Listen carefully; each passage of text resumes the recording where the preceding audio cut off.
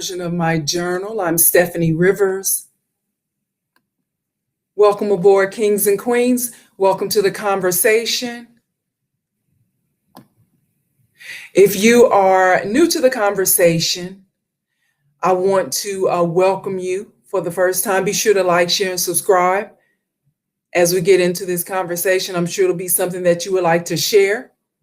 If you are returning to the conversation, I want to welcome you back. I'm Steffanie Rivers, and you're watching my TriCast, the Journal of Steffanie Rivers, and I'm TriCasting on YouTube and Facebook Live and LinkedIn. So we'll get started. Again, I want to encourage you to like and share and subscribe so the next time I post videos, you'll be the first to know. Now, if you're living in Georgia, you probably already know this, but if you are not living in Georgia, did you know that in Georgia, it's easier to legally purchase a firearm than it is to register to vote? In Georgia, it could take as long as a month from the day that you register to vote to the day that your name is added to the roster before you can vote. Yet a man who confessed to killing 8 people at Atlanta area massage parlors last week, he purchased that gun that he used, that 9mm that he used, he purchased it the very same day. Now, Georgia lawmakers right now are passing laws to make it harder to vote, not making it harder for domestic terrorists to buy weapons that kill innocent people. Apparently, lawmakers are okay with that. It's been almost a week since Robert Aaron Long shot and killed 8 Asian Americans, 6 of them women, and he was on his way to another location to kill more people before he was stopped. Yet nobody is talking about the need for stricter gun laws in that state, in the state of Georgia, or around the country. I'm sure, though, that at some point somebody's going to start talking about it, but nobody's going to be about it. Nobody actually wants to be the courageous person to actually change the laws.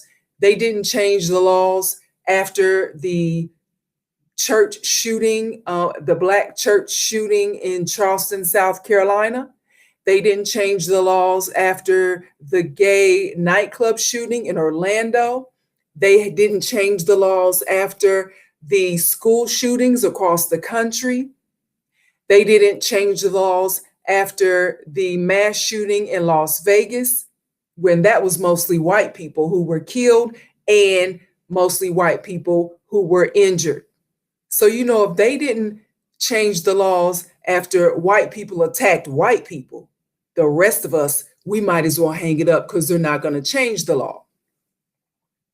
So, sure, some people don't want to call Robert Aaron Long a domestic terrorist, even though his actions show that that's clearly what he was doing and who he is.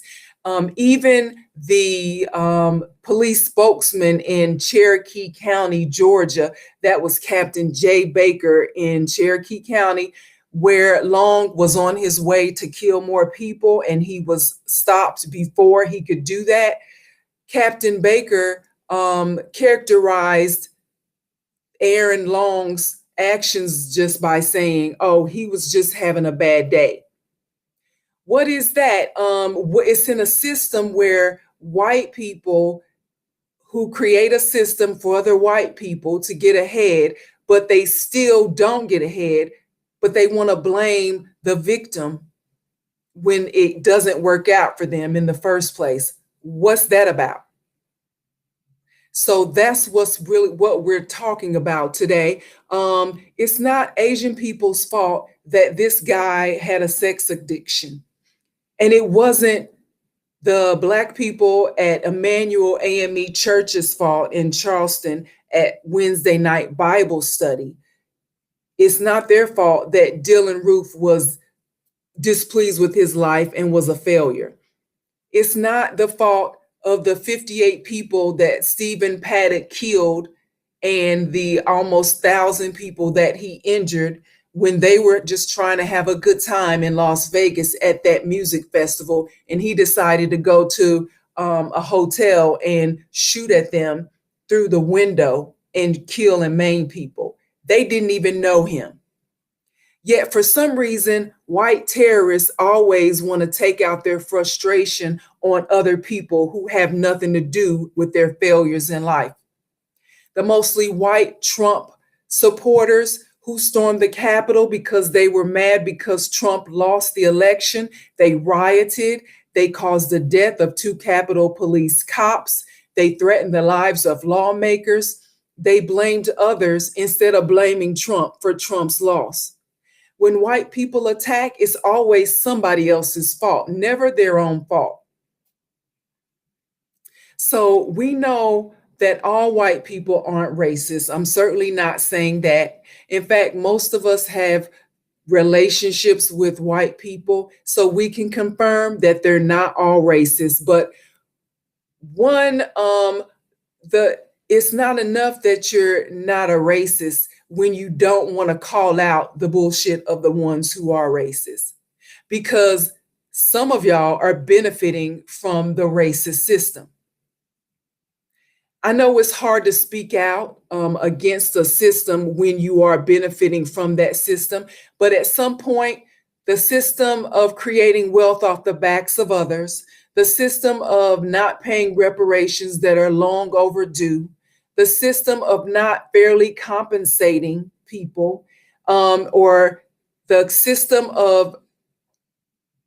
of cheating and getting over on people when you are benefiting from it is still a system that is wrong. And if it was a crime, then you would be considered non-racist white people. You would be considered as an accomplice after the fact, and you'd be going to jail right along with them. So at some point, people who consider themselves to be good white people, they need to call out the racist white people.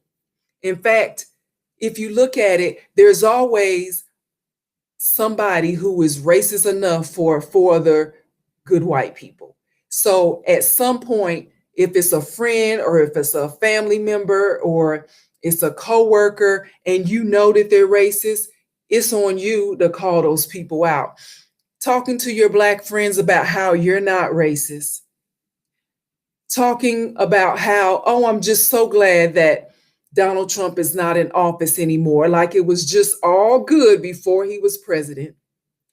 And talking about how you don't feel like that the system, that you understand that the system is broken, but there's nothing that you can do about it. That's not good enough, because like I said, for every 4 good white people, there's a racist white person who just makes it all the worse for everybody else. So whenever white people attack others, it's not who you are. They try to tell you that this is not who we are. But really, if it keeps happening, that's just proof that that is who y'all are. Racist white people rig the system in their favor, and they still can't get ahead. And they attack the victim and tell the victim it's their fault. Asian Americans are learning what African Americans have been living for 450 years. So don't believe what people tell you about themselves. Believe what they show you about themselves. See, there are more Robert Allen Longs out there. There are more Dylan Roofs out there. There are more people out there who were involved in the January 6th insurrection. They're out there. They're just hiding in plain sight. So at some point, they're bound to be mad. They're bound to be displeased with their lives. They're bound to blame somebody else for what they have not accomplished, and they're bound to take it out on people who they've been trying to hold back all this time. So if you haven't gotten ready, if what you've seen already hasn't told you to prepare, then I tell you again, get ready and stay ready, because you never know who you're coming up on. You never know who's around the corner. You never know who's watching you and they're envious of you, not necessarily because you have so much, but because you've done so much with so little. A lot of people, they think that if they take away this opportunity, or if they put this roadblock in your path, that you're just bound to crumble. But African Americans have shown people that we are resilient people, as well as other Black and Brown people in America. Despite all the obstacles, we still are making it happen, and we still are progressing. And some people don't like that, primarily racist white people. They don't like that. So just, it's not that you are walking around so with a target on your back, or you're doing something so differently. You just are making things happen despite all the obstacles. And some people might have those same obstacles, but they are just handling it differently, or they don't know how to make it happen like you know how to make it happen. And so there you are. So you always have to be ready, because you don't know who's watching you for the better, because you could be inspiring someone. And most of us are inspiring someone, but you also could be, somebody could be envious of you. And, that comes with the territory. When you are proud of who you are, proud of your heritage, and you're going to succeed despite all the obstacles. So that's what I want to talk to you about tonight. To always be ready, stay ready, and continue to hold your head high and do the best by you and your family and your community, because we've had to do it, and so we know how to do it. Some people, with any little pushback or any little obstacle, they don't know how to survive, but then they always find a way to blame you for their lack of success. So if you haven't already, please like, share, and subscribe to my channel, so that the next time I post videos, you'll be the first to know. And if you want to know more about the things that I care about, you can go to the written version of my journal. It's at eurweb.com.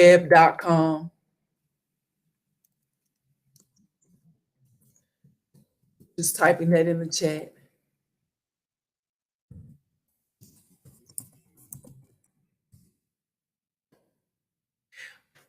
All right. Go to the written version of my journal. That's at eurweb.com. Thanks, and have a super day.